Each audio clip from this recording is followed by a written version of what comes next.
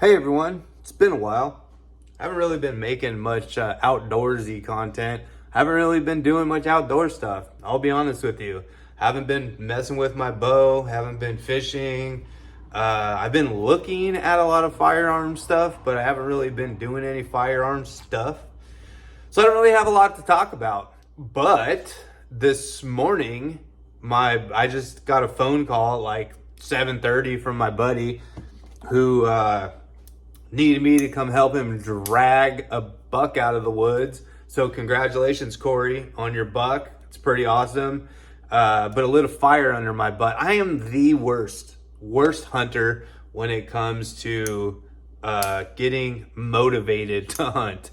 I'm not that into hunting. I enjoy shooting archery, and I want to put meat in the freezer. Like, I'm not looking for trophies. I don't like sitting still for hours on end and hoping something comes in.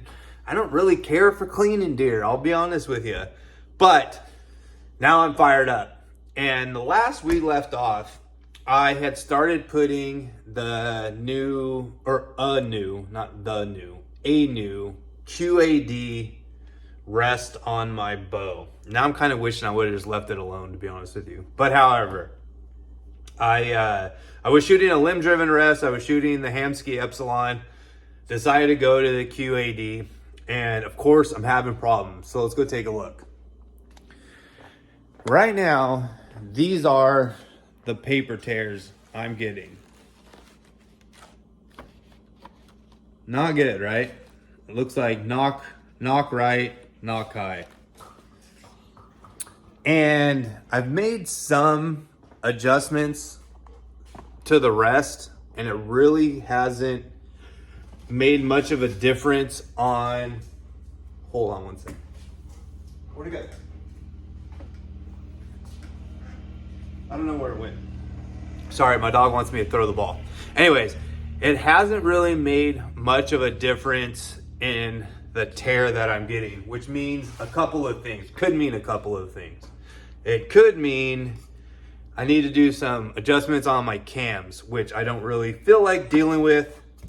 But it also could mean my arrows are underspined, which I think that might be the case because I was shooting 150 grains up front like 2 seasons ago, and I forget why, but I think I went to 175 grains. I think I put a 75 grain insert in. So I'm going to start there. Now, what I really want to talk about is people would see that paper tear and be mortified and go run down to their pro shop immediately and get it addressed. Get the timing, the cams, whatever it could be addressed. And you probably should.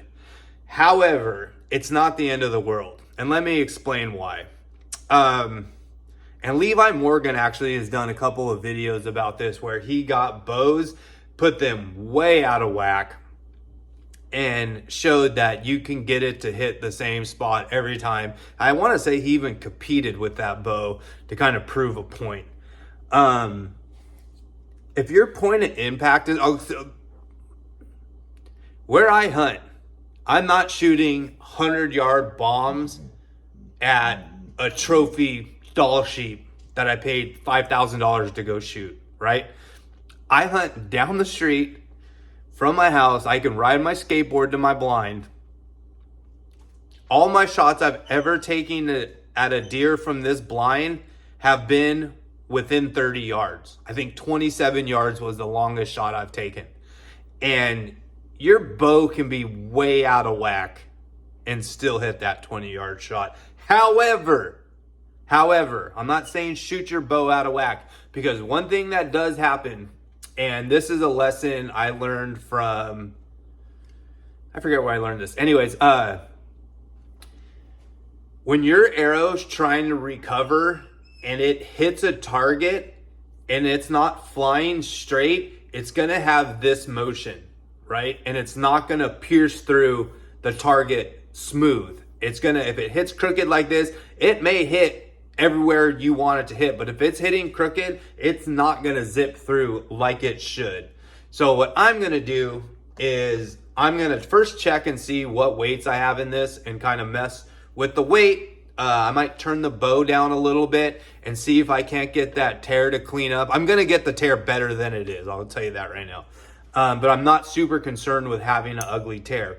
And another thing that I want to point out is one of my buddies who I compete in archery with, he is a phenomenal archer. He's won all kinds of state records, won all kinds of crazy stuff. He's a left-handed shooter, and I want to say he tunes in a high left tear in his bow. Like, he knows his bow so well that when he builds a new set of arrows, he gets his bear shaft and his fletch shaft to hit the same spot.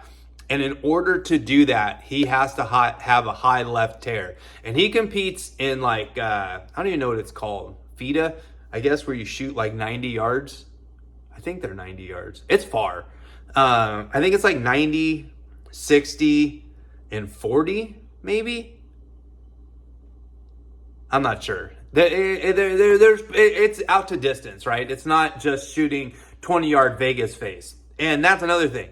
If you go to the Vegas shoot and grab any one of those high-level archers' bows off the line and go put it through paper, the majority of the time, they're not shooting a bullet hole. And the reason being is, actually, I don't really necessarily have a good answer for that, but just because the arrow's coming straight out of the bow at 3 yards in your garage doesn't mean that's what it needs downrange. And I really rely more so on walk back tuning.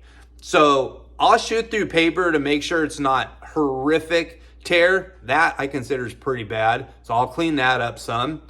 But if it's pretty close, I'll go back outside and start at 10 yards, put a straight line down my target. My target's like 3 feet, 4 feet long, and do a target and just use my 20-yard pin and just keep shooting at that straight line and keep walking back. And if I notice my arrows start to drift off to one side, I'll bump the rest over a smidgen, bump the side over a smidgen, and eventually you'll get them within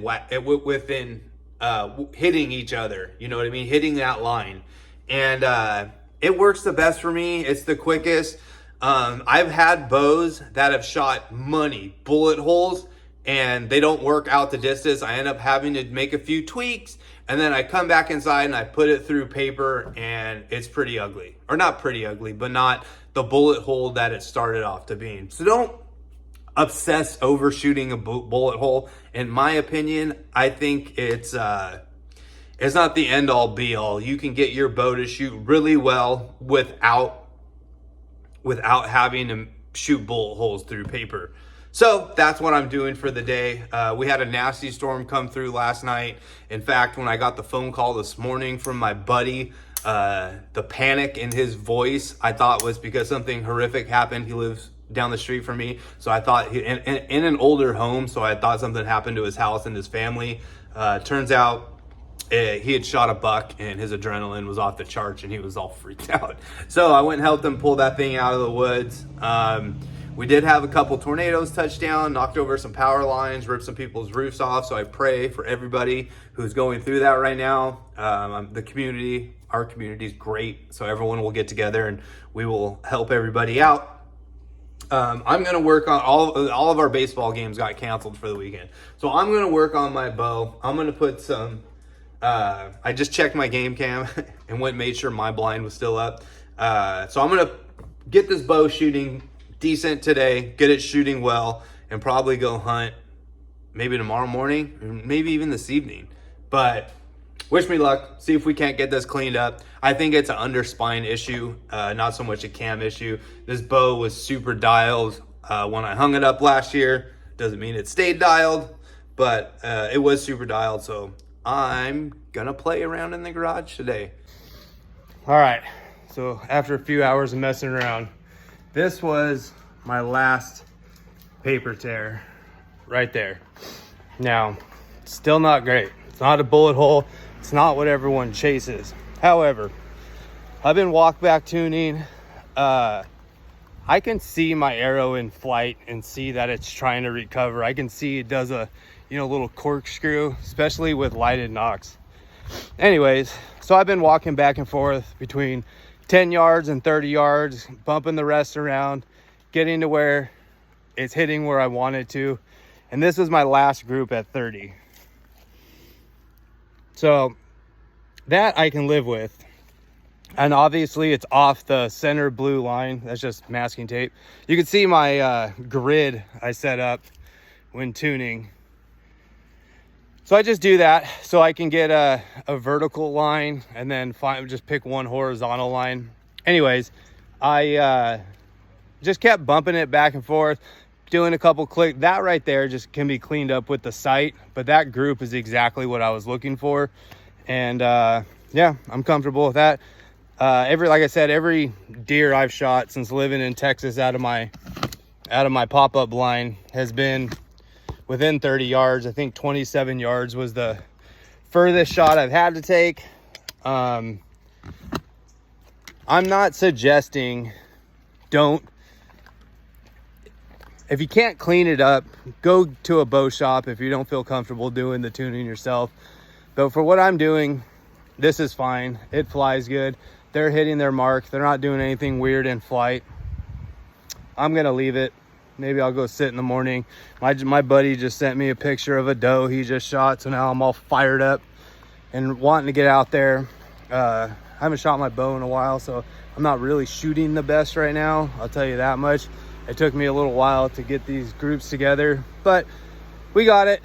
Yeah, that's about all I had.